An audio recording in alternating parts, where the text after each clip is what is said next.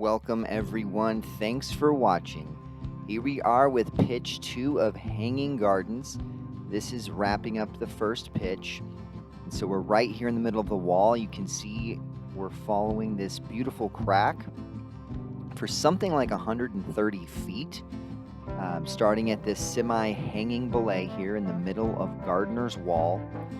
Now, the first moves of this climb are probably the trickiest, and I forgot to start the camera until now, but you see this blank section where you have to climb up the slab into the crack there. And I shouldn't really say blank. It is still 5-6 climbing. And there is a bolt right above the anchor, so you can clip that bolt so that if you do fall, you can avoid, loading that anchor significantly there. But that's probably the most intimidating part of the whole climb, is just that maybe 15 feet up to the crack. And then getting into the crack is not too tricky. I would say this pitch is way easier than the first pitch. Probably a grade easier, and it's also psychologically easier. There's really nothing like that, the opening move of the first pitch where you have to traverse left onto that face. Probably the most intimidating part about the second pitch is just the exposure in general. And if you're not used to that, then that's going to be a little tricky. All right, so we're getting gear into this crack, and then you can see you can literally walk up this crack. This pitch is probably rated 5.4 or 5.5. This part is really fun. You just get to shove your toes in there. It can be a little tricky for placing the gear, which, if memory serves, you're about to see.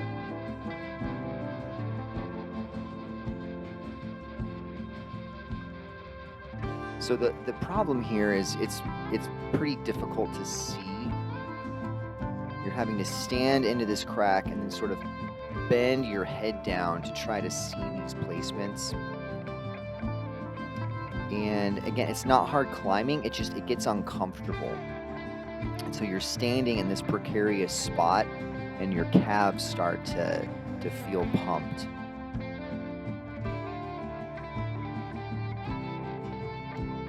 So the 0.75 was too big. And I already placed my 0.5.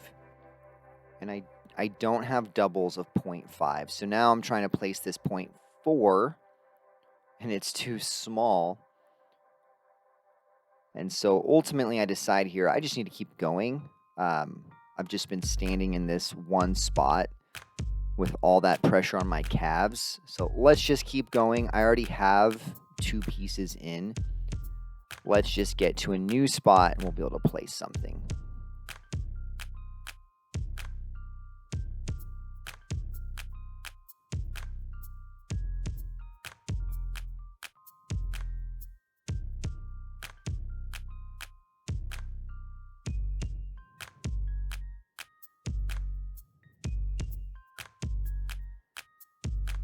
So at this point, I'm not super far past or above my pieces, but I do want to get something in, and I could just not see this one. I really do not know to this day if that placement was, if that was properly cammed or not. I was trying to see into it, but it felt like if I actually got my head down there to see properly, I might fall. So now I have it in my mind that I need to get a piece in. I'm going to keep going, but I need to get a piece in that I know is really good. So that's the dominant thought in my head right now.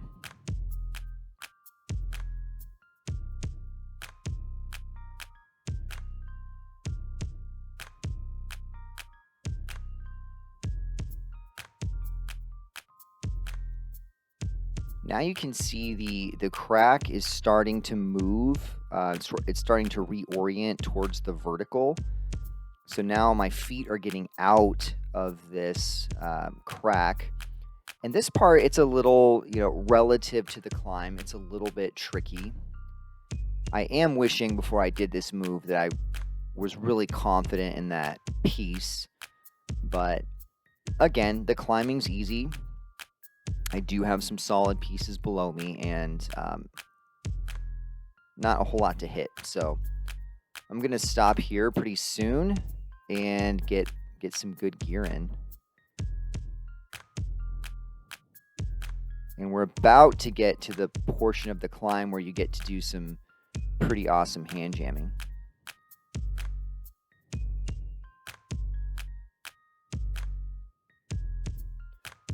And if you're used to, I do a lot of climbing in the granite dells, even other climbs in the McDowell Mountains. You get used to placing gear, every maybe 5 to 10 feet, and it's just not quite the same on Gardner's Wall. These pitches are really long, and there's not a lot of hit to hit below you, so you feel more comfortable with space between your pro.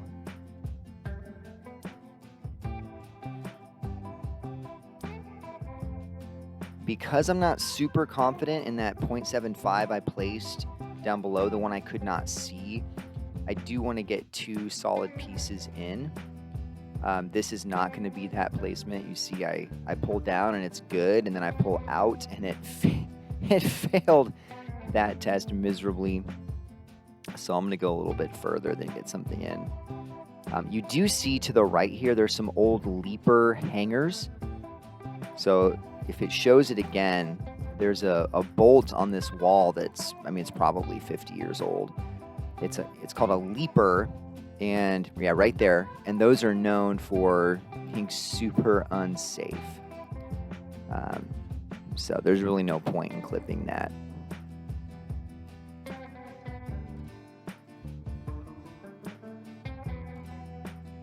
Some have asked if this is a climb you would want to tape your hands for or wear crack climbing gloves.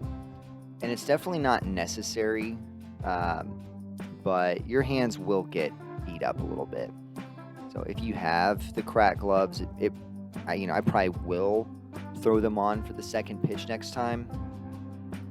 It's not necessary. It's not like they're going to be destroyed, but you will have some blood if you don't have the back of your hands taped. There's that leaper hanger. You can see it right below my foot. That's like a climbing relic right there. Seems to be in with what they call they call those old bolts coffin nails, not for good reasons.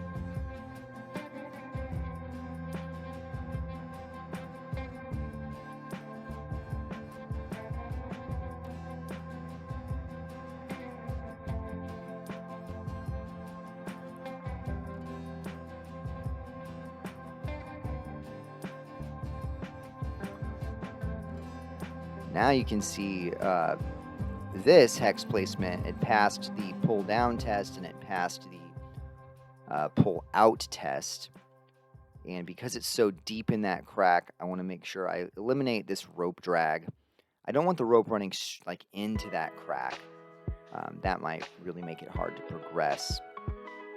So I'm going to go ahead and extend that. Keep the rope out of the crack. And I'm feeling good about that green, equivalent 0.75 hex. You can see the gear below me spaced out there. People love to make fun of me for the hexes. They are old school, and I'm sure that someday I won't bring it along. When I have 3.75 cams, I probably won't need it, but I do really enjoy placing them. I don't know why.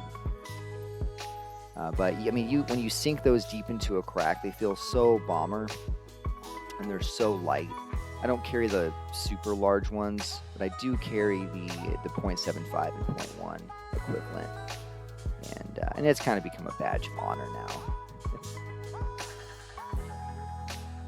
And here comes the number one, at least like number one cam equivalent. The colors on these rock-centric hexes match up with the cam size, the cams of the same size.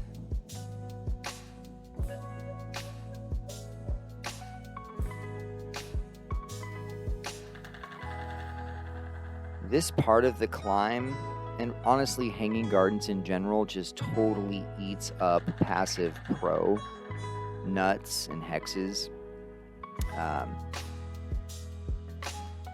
probably placed more passive pieces of pro on these two pitches than I did in, the last 10 trad leads before this. Again, this is deep in that crack, so I'm going to go ahead and extend this. This hex, I'm also a little bit more worried about it being pulled out. And so extending that is going to help ensure that when the rope moves through the carabiner, that's happening below the piece, and it's going to help prevent that from sliding out.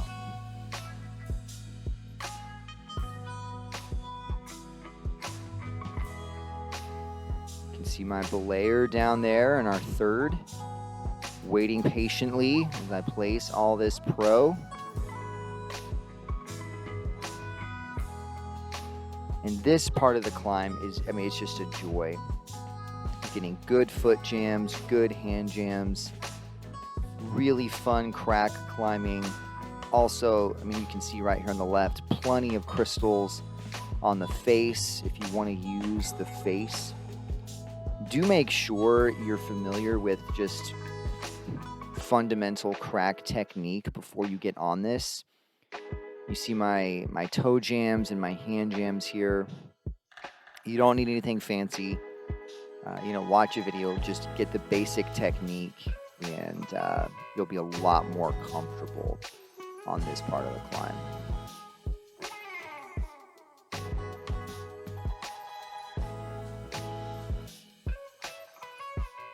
Again, I'm placing a lot of passive pro. I like to place the passive pro, like when I see a spot that it's pretty obvious that it's going to take a passive piece. I like to place it, and I like to save the cams for later. Cams are a lot more versatile, and I don't really know what's ahead, so I like to save those if possible.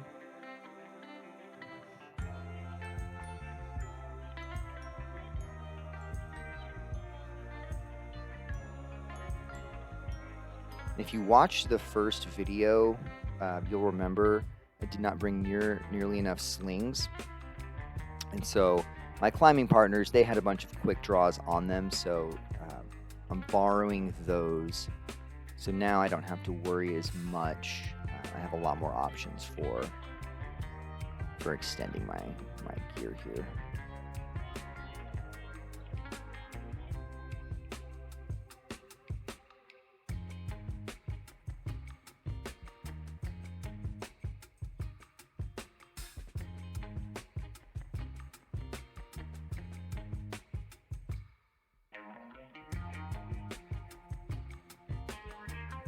You'll notice when I foot jam, I put my toes in sideways and then I twist my toes down and then push, and that helps prevent your foot from getting stuck. If you just step straight into the crack, your foot can literally get stuck in the crack. So you go in sideways and then rotate and push down, and that will make it super snug, and it will also help you get your foot out. You'll also notice I'm going in here with my right hand, and I'm twisting it counterclockwise. There's all sorts of different ways you can jam your hands, and this crack, just the way it was leaning, it really just felt a lot better to put my right hand in that way most of the time. You'll notice my left hand is mostly out on the face, just because of the crack is leaning sort of in an awkward way.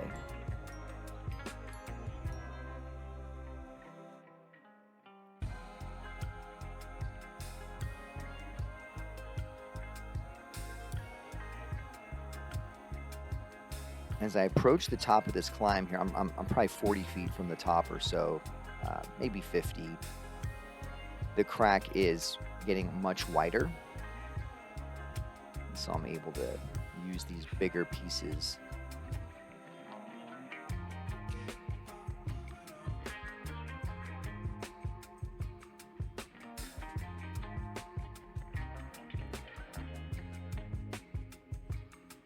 If I can clip it.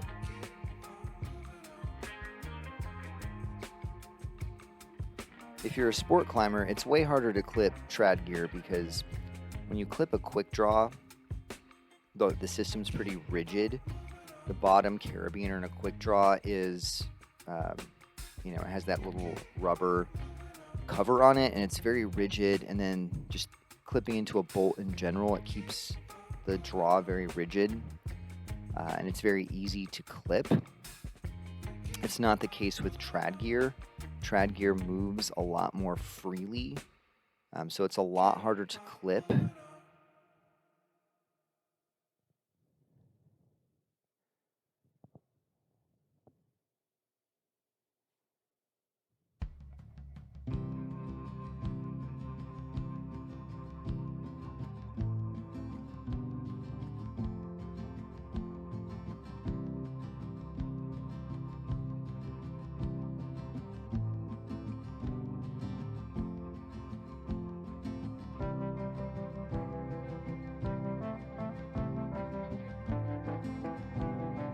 And again, I had a weird setup with my sling, so I normally don't extend with a sling with random lockers on it, but you use what you have.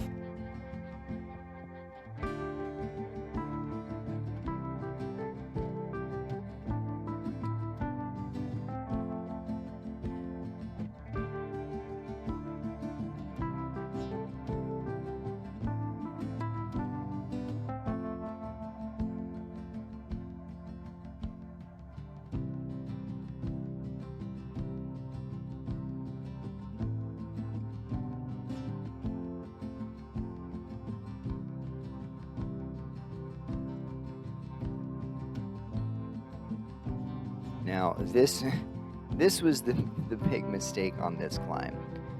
So I knew from Mountain Project that this climb took a 4 up here, and the mistake I made was placing my 4 basically at the first opportunity, and I'm not gonna be able to place anything for 30 feet after this. And so, if you know anything about math or climbing in general, you know that if you're 30 feet above your last piece and you fall, you're falling 60 feet, which probably would have been fine, but yeah, the climbing is easy. This was not super dangerous. It's just I could have planned a bit better, and there was no need to have that run out. Even though the terrain is easy, holds can break, right? You can lose stuff happens. This run out section, it's, I'm not quite to it yet, but it's probably only 5.3, 5.4. This, once the run out gets bad. Not to be a downer, but a climbing guide, a veteran climbing guide, just passed away in a climbing accident over in Italy, and he fell on like 5.4 terrain, and he just hadn't placed a pro. He hadn't placed a piece, and a hole broke. It's terrain the guy never would have fallen on, but a hole broke. So there are things out here that we can't control, like holds breaking. And so even though it's easy, this is a fail on my part for safety, because I should have just placed the piece higher, probably somewhere here.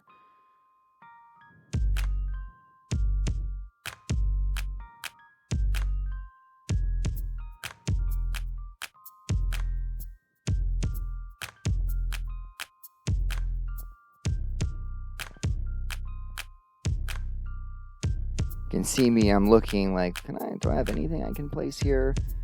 And perhaps I missed an opportunity, but I decided just to keep going and to get to where I could place something.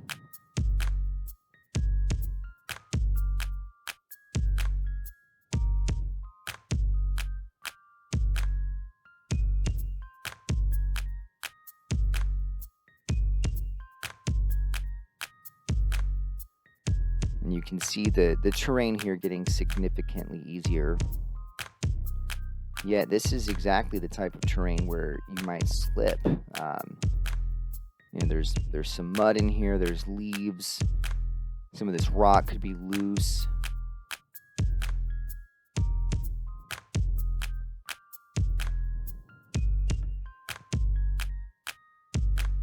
And so I finally spot the perfect opportunity to get some pro. I noticed this big boulder to my left, and I'm gonna assess that and make sure it's not loose and it's totally solid, and I'm gonna sling it.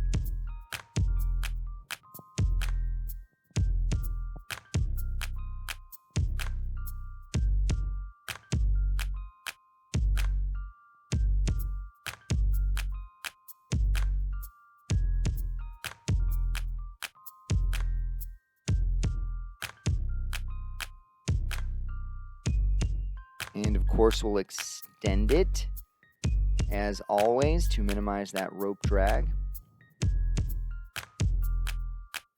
And that felt pretty good to get something clipped.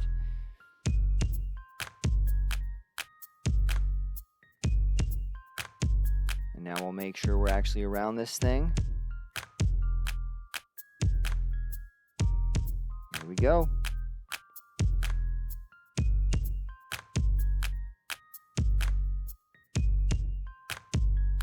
I'm right at the top now. I am going to throw in, I think, 2 number 2s.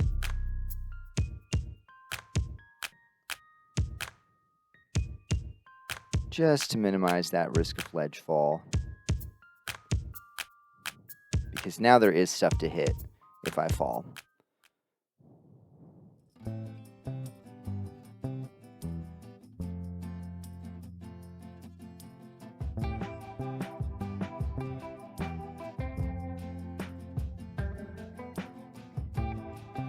There's that easy section that finishes it out. And this is the top. Here we are.